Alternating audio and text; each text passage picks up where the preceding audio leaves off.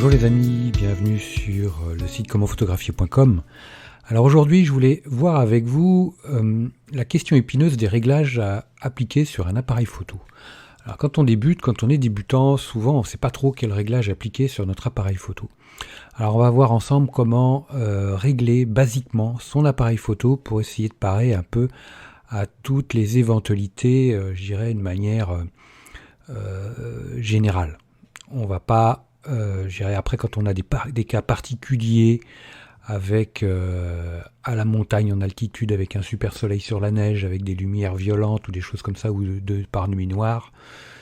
Évidemment, si on n'a pas de lumière ou si on a 1000 fois trop de lumière, on ne parviendra pas à trouver de solution parce que l'appareil photo, il sera hors sujet, on lui imposera des conditions qui ne seront pas adaptées à ses capacités.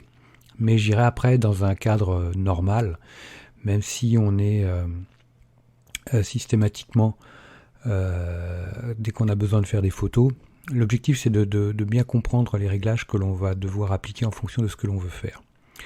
Alors moi j'ai pour habitude de vous dire de systématiquement travailler en mode semi-automatique. Donc mode semi-automatique c'est quoi? Pour moi ça sera exclusivement mode priorité vitesse ou le mode priorité diaphragme. Donc le mode priorité vitesse ça sera sur la molette des modes de votre appareil photo, ça sera S, ou TV pour time value chez Canon. Priorité diaphragme ça sera A pour aperture, ou AV pour aperture value chez Canon. Donc voilà un peu grosso modo, avec ces deux modes là vous pouvez tout faire. Donc le mode priorité vitesse, c'est-à-dire que vous définissez vous-même votre sensibilité ISO en amont. S'il fait beau, si vous avez du soleil, vous mettez la sensibilité ISO à 100, ou alors au minimum sur votre appareil photo, c'est très bien. Si vous avez quelques nuages qui passent de temps en temps, vous mettez la sensibilité ISO à 200 ISO.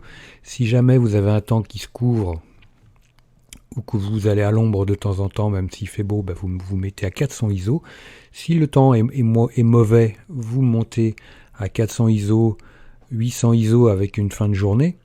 Si vous êtes en intérieur, vous pouvez être à 800 ISO, 1600 s'il n'y a vraiment pas beaucoup de lumière.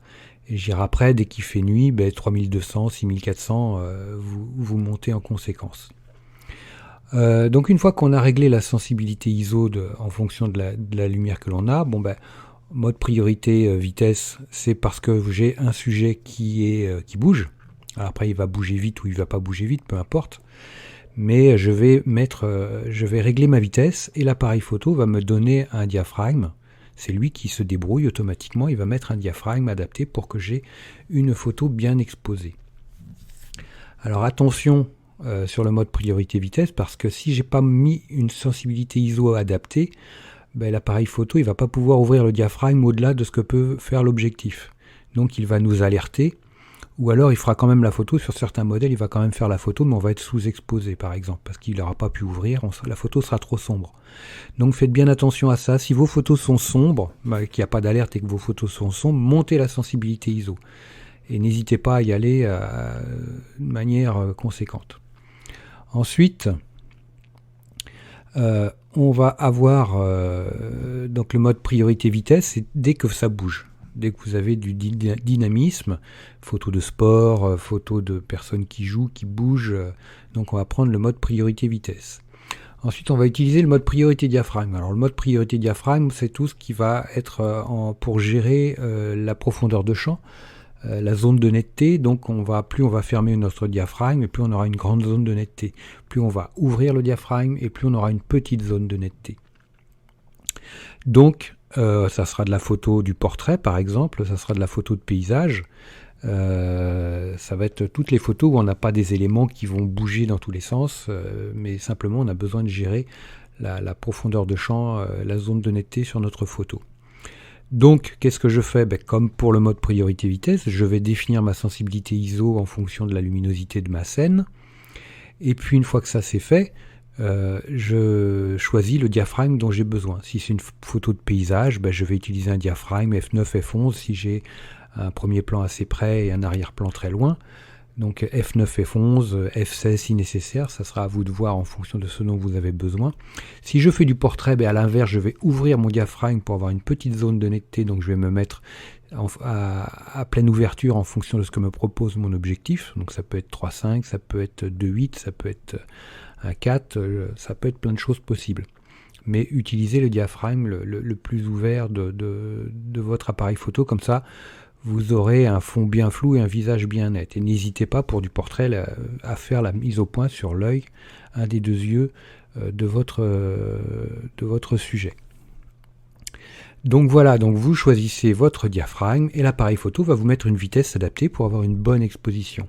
Alors attention, parce que de garder toujours un œil sur la vitesse, parce que l'appareil, si vous avez mis une sensibilité ISO un peu trop faible, eh bien vous risquez d'avoir une vitesse trop lente. Et si vous êtes à main levée, vous risquez d'avoir un flou de bouger.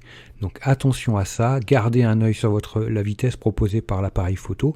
Si on est en dessous du 60e de seconde, attention, Achtung comme ils disent, vous devez monter la sensibilité ISO pour réaccélérer un peu la vitesse. Ça c'est vraiment important. Donc je vous l'ai dit, voilà, ne pas descendre en dessous du 60e de seconde.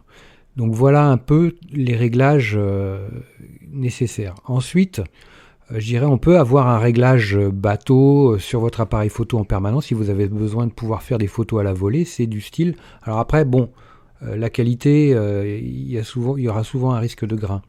Mais vous pouvez par exemple mettre l'appareil photo en mode manuel avec 250e de seconde, f9 et laisser ISO auto.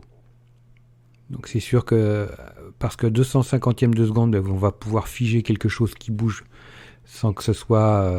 on va pouvoir figer un objet qui bouge. Après bon, c'est pas non plus, on va pas stopper une Formule 1 avec cette vitesse-là bien sûr, mais au moins on va avoir quelque chose de plus ou moins conséquent. F9, on va garder une bonne profondeur de champ, on peut garder F8 même si nécessaire. Et on met ISO auto parce que comme ça l'appareil photo va prendre une sensibilité ISO adaptée à la scène pour qu'on ait une photo bien exposée. Et toujours selon ses capacités bien sûr. S'il fait nuit noire, c'est évident que vous aurez une photo, s'il n'y a pas de lumière, il n'y aura pas de lumière sur la photo non plus.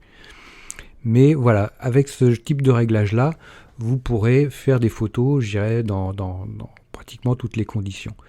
Attention parce que de toute façon il y aura beaucoup de bruit si vous manquez de lumière, comme c'est souvent le cas, parce que l'ISO auto, ça va vite monter pour respecter une bonne expo avec ces conditions de réglage qui peuvent être un peu sévères. Après, à vous de jouer, d'adapter en fonction de vos besoins et de ce que vous voulez. Si vous ne voulez pas de bruit, ça va être compliqué. Donc prenez une vitesse plus lente, mais avec le risque de ne pas réussir à figer des sujets qui bougent, ou prenez un diaphragme beaucoup plus ouvert, avec le risque également d'avoir une profondeur de champ beaucoup plus courte. C'est à vous de voir qu'est-ce qui est le plus important pour vous. Moi, je pense qu'on peut éventuellement passer 125e de seconde et un diaphragme à 5-6. Je pense que la profondeur de champ, ça sera peut-être le moins dangereux pour la photo. Ce qui est important, c'est de bien figer le sujet si c'est de cela dont on a besoin.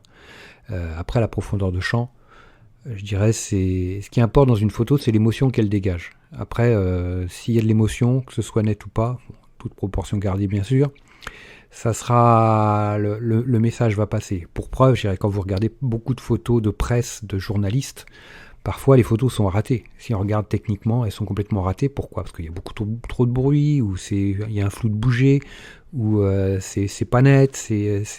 On peut critiquer, faire 1000 critiques sur une photo. Mais la seule chose qui fait qu'elle va emporter l'adhésion, c'est qu'elle a un patrimoine émotionnel hyper important. Ça, c'est le propre des photojournalistes, c'est d'aller capter, d'aller chercher l'émotion. Et dans ces cas-là, ils n'ont pas toujours le temps d'avoir le bon réglage ou les bonnes conditions de lumière. Souvent, de toute façon, c'est souvent trop compliqué, c'est très compliqué. Donc, ils ont une photo qui est énormément émotionnelle. Et puis, les gens, ils vont capter l'émotion immédiatement. Puis, ils s'en foutent des problèmes techniques de l'image. C'est pas leur problème.